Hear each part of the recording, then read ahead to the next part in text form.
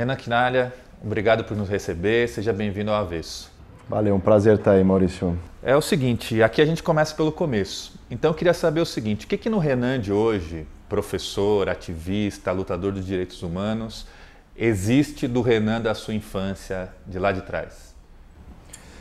Tem muita coisa, né, que vai permanecendo. Eu nasci na Zona Leste aqui de São Paulo, na Vila Matilde, cresci ali, de alguma maneira, não tendo tanto contato com a política ainda. Minha família não era uma família muito politizada, mas uma família também, ao mesmo tempo, muito generosa com as pessoas, que me passou uma série de valores importantes de solidariedade, de justiça, acho que valores que seguiram um pouco na minha formação política e que eu depois fui racionalizando.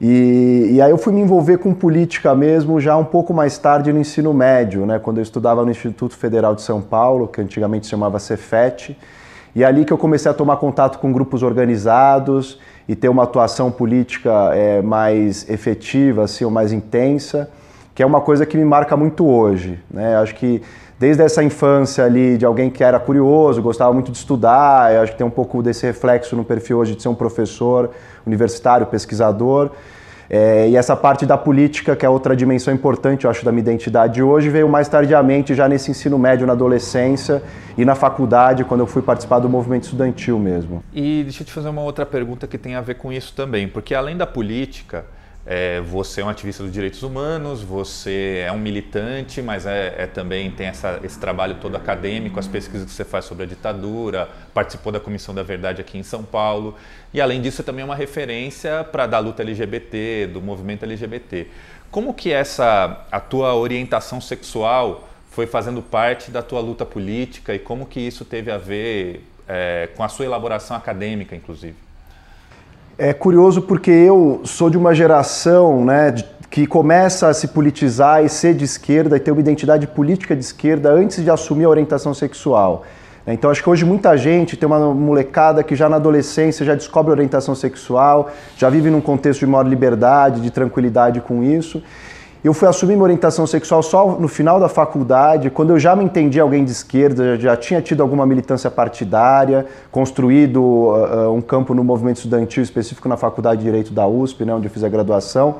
Então é curioso porque isso veio um pouco depois para mim até. Mas foi bastante importante, eu acho, o meu envolvimento nos direitos humanos se deu primeiro pela discussão sobre memória, verdade e justiça em relação aos crimes da ditadura, que um contato com o movimento de familiares e atuando, seja como advogado, seja como militante também nessas questões. E aí, mais para o final da faculdade, começo do meu mestrado, que eu passei a estudar também essas questões de gênero e de sexualidade, assumi minha orientação sexual, e aí eu pude cada vez mais me engajar nas lutas LGBTs também. É um movimento que hoje eu tenho uma proximidade bastante grande também com as pautas, com as agendas, e que se tornou um movimento bastante visado e importante em vários sentidos no Brasil de hoje, né? Uhum. E nessa sua pesquisa sobre a ditadura também, você deu uma ênfase muito importante a essa questão de que a ditadura, além dos tanques, além da botina, além do coturno, do fuzil, a ditadura também precisou criar um contexto moral que tinha a ver com o que eles diziam que era a defesa da família, tinha a ver com o controle dos corpos. Teve um discurso que foi construído e que era parte também da política da ditadura. Então, porque você tem uma ideia de que a ditadura foi ruim com aqueles que combatiam a ditadura, mas com a população em geral não era. O que você pode dizer para a gente sobre isso, sobre essa questão da relação do corpo com a ditadura militar? Essa questão é importantíssima para mim, assim, é o que eu pesquisei na minha tese de doutorado, é centralmente isso, e que, de alguma maneira, o que eu via, trabalhando na Comissão da Verdade, desde o meu mestrado que eu estudei a ideia de justiça de transição, que é como o Estado e o direito podem ser mobilizados para lidar com um legado de violações de direitos humanos. E aí, quando eu fui trabalhando na comissão, de alguma maneira essas brechas, né, essas arestas assim, apareciam, que eram questões de gênero, de sexualidade, de comportamento, que não eram centrais nem na agenda das esquerdas mesmo, né? Durante muito tempo a gente construiu uma memória da ditadura que é muito nesse sentido que você falou. A ditadura afetou os grupos de luta armada, os grupos que se opuseram a ela, que se levantaram em armas para resistir à ditadura. E sem dúvida nenhuma, a gente tem muito registro, né, livro de memórias, comissões de Estado criadas para isso, para as violações de direitos humanos contra esse grupo específico de pessoas que se levantou contra a ditadura e que se opôs e que de fato sofreu perseguições muito violentas. Mas fato é que também a ditadura foi um regime de criação de subjetividades. Nenhum regime autoritário, ele só tem um lado institucional, né, de uma ideologia política num sentido muito estrito. De alguma maneira, a ditadura também foi um centro de irradiar certos valores conservadores do ponto de vista moral. A ditadura também olhava para as questões de gênero e de sexualidade como um modo de se tentar abalar as estruturas da própria ditadura, né? Uma ideia de que a subversão moral estava a serviço da subversão política maior e que era anticapitalista também. Então, no contexto da Guerra Fria, isso não só no Brasil, nas outras ditaduras do Cone Sul, nos Estados Unidos, quando se persegue lá no Lavender Scare do macartismo, não se perseguiu só comunistas. Mais de 5 mil homossexuais foram expurgados de cargos públicos, presos arbitrariamente, por serem homossexuais também. Se entendia que, de alguma maneira, o movimento comunista internacional se instrumentalizava a contestação cultural, instrumentalizava esses comportamentos dissidentes de gênero, de sexualidade, para desestabilizar os pilares da sociedade tradicional e a família, que era o grande núcleo para esse pensamento conservador da sociedade. Então, acho que é uma dimensão importante que tem sido cada vez mais discutida no Brasil sobre esse legado da ditadura, né, esse conservadorismo moral, que ficava fora da agenda, inclusive do campo que reconstruiu essa memória dos ex-presos, né, das pessoas que sobreviveram à ditadura, e que falavam muito pouco dessa dimensão, né, de que o preso político ele tinha gênero, ele tinha raça, ele tinha sexualidade, não tem um preso político em abstrato. E aí não se trata de dizer, sofreu mais, sofreu menos, não é uma questão de comparação, mas é uma questão de entender as maneiras diferentes de operar desse poder repressor.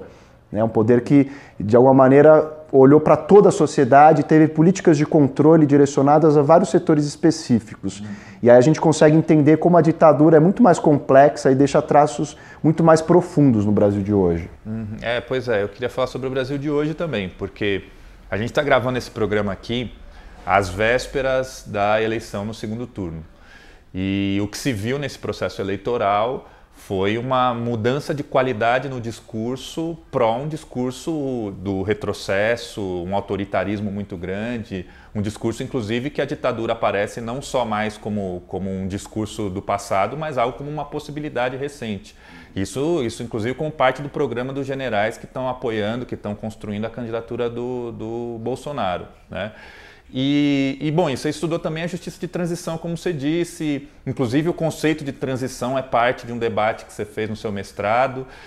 O que nesse processo de transição da ditadura militar para a democracia que a gente tem hoje, o que foi insuficiente naquele momento para a gente conviver hoje com esse fantasma da volta da ditadura, de um regime mais autoritário, de possibilidades mais complicadas aí de perspectiva de futuro?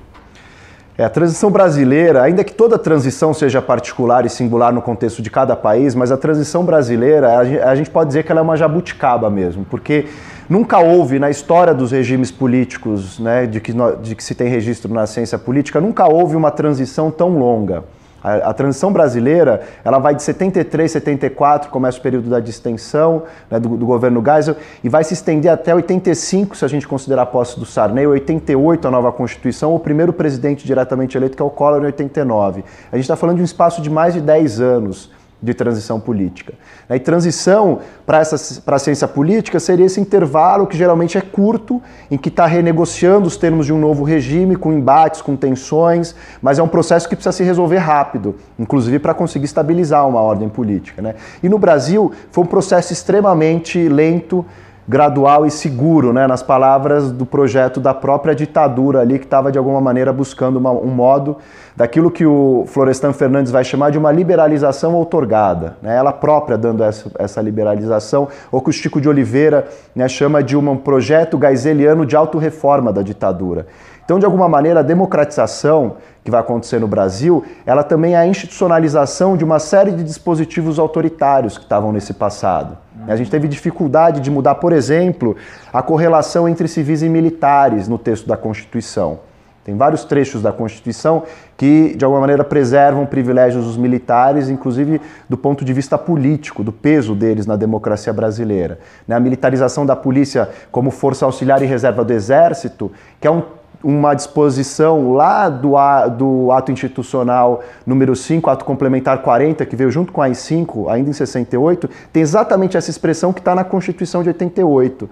Então, a Constituição de 88, ela é uma Constituição importantíssima, marca uma série de avanços do ponto de vista da garantia dos direitos, da garantia da participação política, né, de direitos trabalhistas, sociais, de modo geral. Só que, ao mesmo tempo, ela não tocou em alguns pilares do autoritarismo, né? E um deles foi justamente não tocar nesse passado de violações de direitos humanos. Isso foi interditado durante a transição brasileira, né? Foi um assunto deixado de lado, porque de alguma maneira se tinha a impressão de que mexer com isso poderia provocar uma regressão autoritária.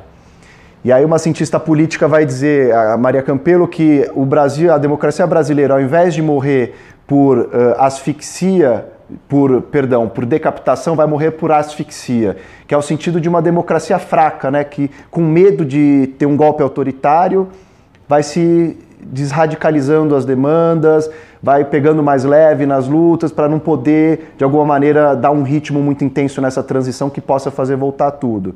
Então, essa transição controlada desde o alto foi algo que eu acho que marcou muito o processo de construção da democracia brasileira. Teve muita luta, né, e luta muito importante de todos os movimentos sociais que eclodiram no fim da ditadura. Né? A transição também não é só uma concessão benevolente dos generais, da ditadura, ela é fruto de muita luta que disputou o ritmo, a intensidade desse processo, mas fato é que, como resultante, o que a gente viu no Brasil é uma democracia muito fraca, sob vários pontos de vista, né? Inclusive uma democracia que a gente entendia num sentido só formal, minimalista, que era o quê? Era um calendário eleitoral regular. E que nem isso mais a gente tem segurança de ter no Brasil hoje, né? Desde o impeachment de 2016, essa regra básica de democracia, no sentido liberal mesmo, formal, minimalista, que é quem ganha leva, já não está valendo, parece. A gente está numa eleição agora, às vias de ter o segundo turno da eleição agora no próximo domingo, e a gente não sabe exatamente o que vai acontecer, né? É um cenário de extrema incerteza, porque um dos campos que está participando da disputa eleitoral deslegitima o próprio processo eleitoral, diz que o processo eleitoral só pode ter um resultado para ser aceito, e isso é minar a própria ideia da democracia, porque a democracia é um regime da incerteza institucionalizada, é quando você não sabe o que vai acontecer e todo mundo tem condição de se organizar e de disputar dentro das regras do jogo qual que é o resultado. E nem isso está mais sendo respeitado. Então, acho que é por isso que tem emergido, e não à toa, né, o Bolsonaro, que é o candidato que traz essa visão de que só eu posso ganhar, o único resultado legítimo é esse, é o mesmo que faz apologia das violências da ditadura, das torturas que eram cometidas, que exalta a figura do Ustra, né, do Carlos Alberto Brilhante Ustra, que foi o maior torturador reconhecido pelo Estado brasileiro, pelo Judiciário, pelas comissões que trabalharam no Brasil de Estado sobre esse assunto. Então eu acho que isso é muito sintomático, né, que seja esse candidato que desvaloriza a democracia hoje é justamente esse que faz uma apologia bastante grande da ditadura e que, de alguma maneira, traz esse conteúdo todo de volta do que foi a ditadura para o presente. E, bom, você trabalhou na Comissão da Verdade. E qual é o balanço que você faz sobre essa disputa? Porque agora está em disputa, inclusive, o que é a verdade sobre o passado brasileiro, sobre a história, uma relativização dos crimes da ditadura, algo desse tipo. Qual é o balanço que você faz sobre isso e o que você acha que deveria ser feito agora, nesse momento que a gente está vivendo? O Brasil é o único país de que se tem registro, né? A gente teve mais ou menos 40 comissões da verdade no mundo todo, não é uma coisa que só o Brasil fez, né? Vários países usaram comissões da verdade para poder olhar para um passado de graves violações de direitos humanos, seja de regimes ditatoriais ou de guerras civis. E o Brasil é o único dessas dezenas de países no mundo todo que fez uma comissão da verdade que tem como principal propósito evitar retrocessos autoritários, né, tornar a democracia mais forte, mais consistente, e o Brasil faz a Comissão da Verdade e meses depois vive um momento de ruptura democrática que foi o golpe de 2016. Então, isso eu acho que diz muito sobre essa disputa das narrativas e das memórias sobre a ditadura no Brasil também. A verdade é que as comissões da verdade, elas foram um processo interessante no Brasil, que já vieram no bojo de uma estratégia de negociação e de certas concessões que foram feitas ainda durante o governo Lula e depois no governo Dilma, quando o projeto de lei é aprovado. Já havia uma concessão muito grande aos setores civis e militares que tinham compromisso com a ditadura ou que reivindicavam esse legado. Então, já no PNDH3, uma série de embates que começaram ali, porque ali a Comissão da Verdade era vista numa dimensão da justiça, não só como verdade, ainda que tem uma restrição para uma comissão julgar, porque a gente tem uma Constituição que é o judiciário que cabe julgamentos, mas fato é que tinha uma dimensão de construção da justiça na Comissão da Verdade, na reivindicação ali, claramente previu o PNDH3, processamento penal dos responsáveis. E assim que é lançado o PNDH3, há uma reação enorme de vários setores da sociedade brasileira quanto a alguns pontos polêmicos, aborto, união homoafetiva e a questão da ditadura e também era a regulação da mídia. E aí, em relação à ditadura especificamente, esses setores se levantam para mudar esse texto e conseguem. O governo Lula volta atrás, suprime essa responsabilização criminal, tira essa dimensão da justiça da comissão. Então a Comissão da Verdade é criada a partir de uma condenação internacional, isso é importante dizer, não é que o Estado brasileiro em determinado momento o governo falou, vou criar uma Comissão da Verdade porque é interessante, é importante. Né? Teve também uma obrigação internacional, porque o Brasil foi condenado em 2010 pela Corte Interamericana de Direitos Humanos no caso Araguaia, e até hoje o Brasil é contra a lei do ponto de vista do direito internacional, porque a gente não cumpre essa decisão na integralidade, mas um dos pontos dela era justamente fazer uma Comissão da Verdade. E o Brasil faz a Comissão da Verdade, ela começa de uma maneira muito confusa, não se sabia direito o que era aquilo, como fazer esse trabalho, era inédito para todo mundo no Brasil, era a primeira Comissão da Verdade, uma Comissão da Verdade que já vinha 30 anos depois da ditadura, o que dificulta muitos trabalhos também. Os outros países que fizeram comissões fizeram geralmente mais próximo ao período da transição. Então, gera uma dificuldade adicional do ponto de vista de ter documentos, de conseguir acessar as pessoas, muita gente já morreu, né? As memórias já estão mais apagadas, mais difíceis de serem rememoradas, ainda mais memórias traumáticas. Então tudo isso colocou uma série de desafios para a comissão, mas eu acho que as comissões da verdade geraram um processo interessante no Brasil de mobilização, com comissões em vários sindicatos, em grêmios, né, universidades, enfim, estados, municípios. Foi uma rede nacional mesmo, de mais de uma centena de comissões da verdade, que conseguiu aprofundar muito do ponto de vista do conhecimento, de trazer contribuições para a gente reconstruir a verdade. Mas quando a comissão começou a trabalhar bem, que foi no período final, nos últimos meses, começou a afrontar o poder militar, aí ficou claro também que a comissão ia ter um limite de capital político ali. O governo Dilma não deixou a comissão seguir adiante e segurou a onda da comissão do ponto de vista dos tensionamentos que estavam sendo gerados com as pastas militares.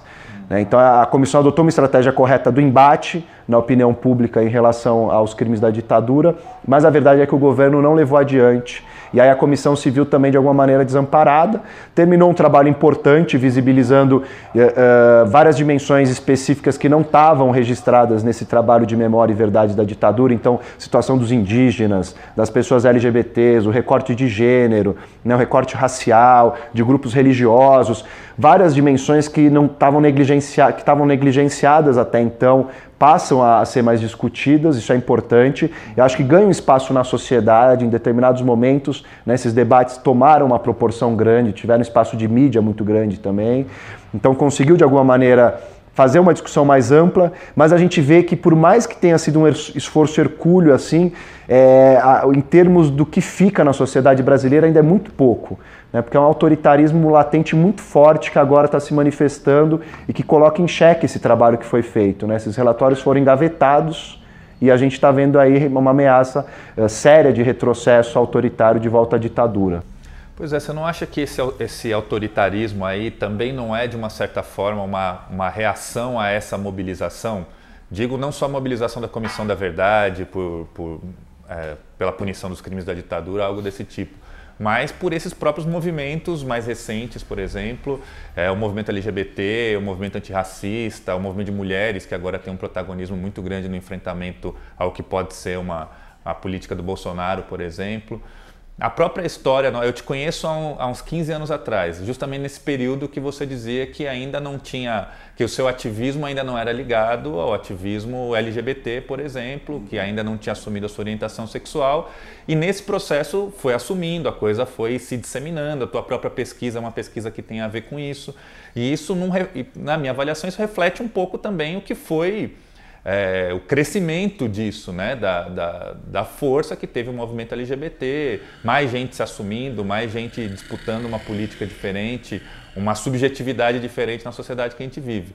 Então você não acha também que o Bolsonaro é um pouco uma reação de setores que estão encravados no Estado brasileiro há muito tempo, de um pensamento que está há muito tempo, um pensamento patriarcal, um pensamento de privilégios, um pensamento de gente que teve que conceder de uma certa forma a esse movimento. Não sei se você...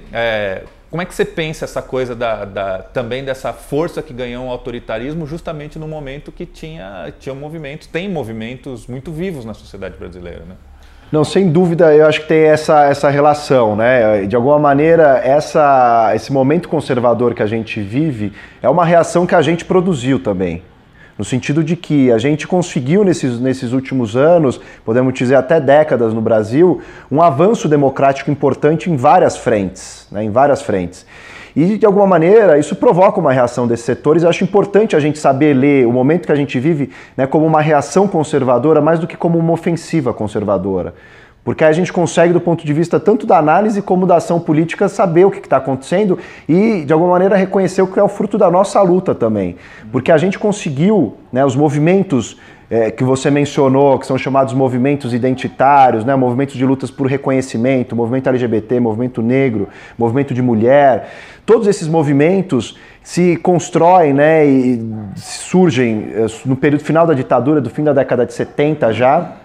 Estão fazendo uns 40 anos nesse período agora que a gente está vivendo, e nesse ano o movimento LGBT faz 40 anos, o movimento negro unificado 40 anos, o movimento feminista é um pouco anterior, mas de alguma maneira todos esses movimentos conseguiram muitas conquistas nessas décadas. E conseguiram, de alguma maneira, abrir espaços na sociedade brasileira que não tinha e que eram impensáveis lá atrás, né? Nesse sentido mesmo, quando eu entrei na faculdade, a questão da orientação sexual não era uma questão central na esquerda, no movimento estudantil. Hoje em dia, parece que uma das principais questões que você chega são os coletivos LGBTs, coletivo feminista, coletivo racial, né? Antes a gente discutia, na nossa época, no movimento estudantil, era meio opressões.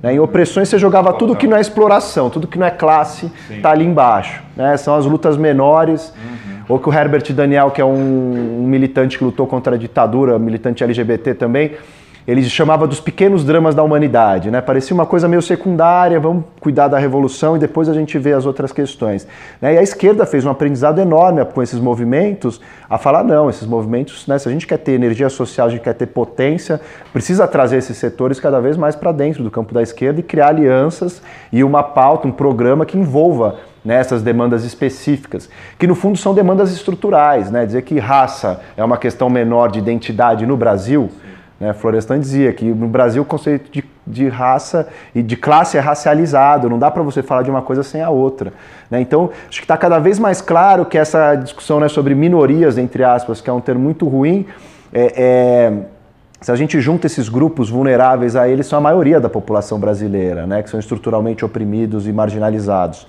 Então esses grupos, eu acho, conseguiram provocar uma transformação muito grande nesses últimos tempos, e é natural que tenha reação, porque na política é assim que acontece, né? A gente tem avanços e não é linear, não é cumulativo. A nossa geração talvez tenha criado uma esperança ou uma ilusão nesse sentido de que as coisas iam, né, gradativamente melhorando, parecia que tinha cada vez mais políticas públicas, cada vez mais possibilidade de participação, né? Dos anos 90 para os anos 2000, a gente vê um movimento assim, de fato, acontecendo, né? De uma ampliação desses espaços da democracia. Mas desde 2016 está claro que não tem linearidade nenhuma, que o progresso não vai num sentido assim e que tem uma série de embates. E cada avanço que a gente tiver vai ter reação deles e vice-versa, né? Essa reação deles provoca a nossa mobilização também para poder resistir à retirada desses direitos, né? a esses ataques autoritários. E acho que a gente tem que ter clareza, essa lucidez também, para não ler a coisa só no curto período aqui, né? Num fôlego curto de achar que está tudo perdido porque estamos tomados, rendidos sucedido, porque eu acho que não, eu acho que é um processo de avanços nossos que nesse momento está provocando uma reação bastante intensa, muito severa, é séria mesmo, é preocupante, mas que é um momento específico dessa luta, né, que a gente consegue ir trabalhando para conseguir reverter isso. O que você tem a dizer para as pessoas que estão pensando na perspectiva agora, que é isso que você disse? Existe do outro lado uma mobilização de uma lógica do medo, e que já a candidatura, os discursos da candidatura já destravaram uma série de fantasmas aí que existiam. Então, gente que vai para a rua, gente que é agredida, gente que, né, isso já é parte da realidade da disputa política que a gente está vivendo. E na tua pesquisa você diz que justamente ser quem se era na ditadura era uma afronta. Então, ser LGBT na ditadura já desorganizava um pouco o que tinha ali de constituição daquele regime, né? Porque era um regime que tinha que se colocar afrontando qualquer liberdade democrática. E o que você tem para dizer agora do que pode ser de perspectiva para o futuro, do movimento LGBT, mas dos movimentos democráticos em geral? O que está em perspectiva agora nessa disputa que a gente vai fazer? Acho que em primeiro lugar é ter uma clareza, né, dessa história de lutas para saber como a gente chegou até aqui, né, porque de alguma maneira é um processo muito extenso, longo, de lutas que são subjetivas e que são objetivas dadas na realidade, estruturais mesmo, de mudança para conseguir um homossexual, uma pessoa LGBT sair do armário, viver sua identidade plenamente. E a verdade é que nós LGBTs não vamos voltar para armário, não tem como acontecer isso na sociedade brasileira. São mudanças culturais que se sedimentaram nessas últimas décadas que não tem mais como isso acontecer. As pessoas, essa nova geração que chega, é uma questão até geracional, já tem uma relação muito mais fluida, muito mais livre com a questão do desejo, do corpo, da sexualidade, é muito menos tabu essas coisas. Então isso é uma vitória. E os setores conservadores entenderem, por isso começaram escola sem partido, ideologia de gênero, tudo isso são reações ao movimento de mudança desses códigos morais todos, que eram extremamente restritos e que passam a ser muito mais amplos, reconhecendo diversos tipos de desejos de famílias, de vivências e assim por diante. Então ninguém vai voltar para o armário, não tem como retroceder nisso. Agora é verdade que a gente pode entrar num período em que a violência aumenta, e está aumentando. No contexto pré-eleitoral, a gente tem visto aí uma série de ataques violentos a pessoas nas ruas, a casais homossexuais, a pessoas trans, né, que foram assassinadas já nesse contexto com gente gritando Bolsonaro, claramente uma violência política eleitoral com recorte LGBT-fóbico. Então é preciso cuidado. Acho que ninguém tem que se basear pelo medo, né? Nós temos que continuar fazendo o que fazemos, sermos quem somos, mas ter um certo cuidado também para, de alguma maneira, lidar com esse momento difícil que a gente vai passar no Brasil, né? Que é o que esse setor também fazia na época da ditadura. Ninguém renunciava ou deixava de viver o que queria viver, né? Mas com um olhar mais atento, né? Então, vai fazer um encontro, vou marcar um encontro.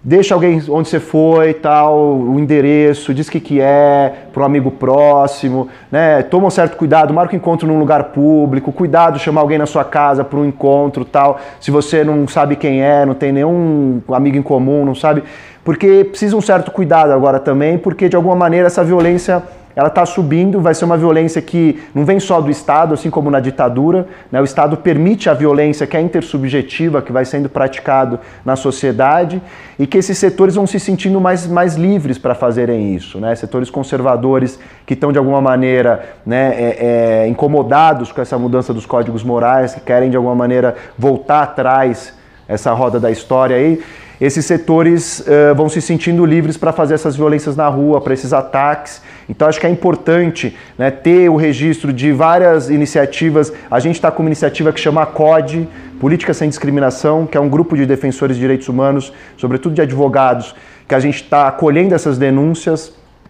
Faz uns 2, 3 dias que a gente começou com esse serviço de orientação e encaminhamento jurídico. Então as pessoas precisam procurar esse tipo de serviço. Defensoria Pública também está com isso. Então em casos de violência é importante denunciar para a gente ter a dimensão, ter o registro, porque a gente está tentando também fazer um acervo disso para poder denunciar internacionalmente o Brasil na Comissão Interamericana, porque vai ser um período em que a gente precisa estar mais articulado para poder fazer essa resistência. Uhum.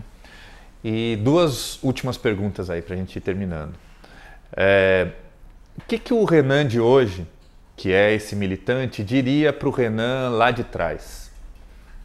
O jovem Renan, o Renan que estava ainda descobrindo ali os seus primeiros passos no ativismo político.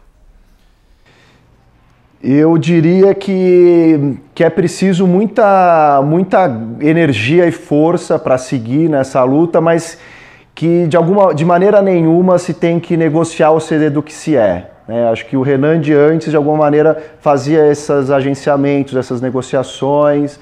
Para mim foi um processo, de descoberta da minha homossexualidade, de sair do armário e tudo mais. Então eu acho que eu diria talvez para ter antecipado esse processo e ter feito isso de maneira mais livre antes, me tiraria uma conclusão mais geral nesse sentido, de que é preciso ser quem se é e ter essa energia de ir adiante, que sempre tem apoio, que sempre tem mais gente junto, a gente nunca está sozinho nessas investidas aí, e toda ação política, todo modo de transformar a sociedade, necessariamente a gente vai fazer isso de modo coletivo. Certo.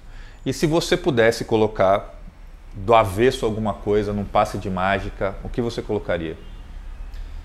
Eu colocaria esse bolsonarismo do avesso hoje, porque é algo que está se manifestando nessas eleições, mas que a gente sabe que no fundo reflete um conservadorismo e uma violência que são estruturais na nossa sociedade brasileira, desde a formação do Estado brasileiro.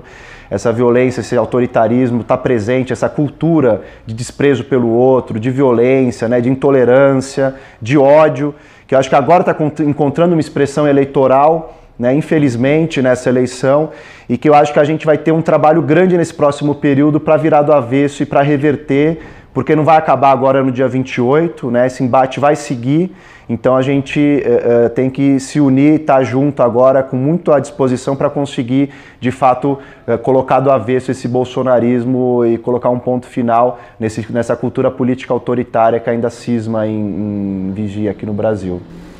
Maravilha, Renan Quinalha, obrigado. Valeu, Maurício. Prazer.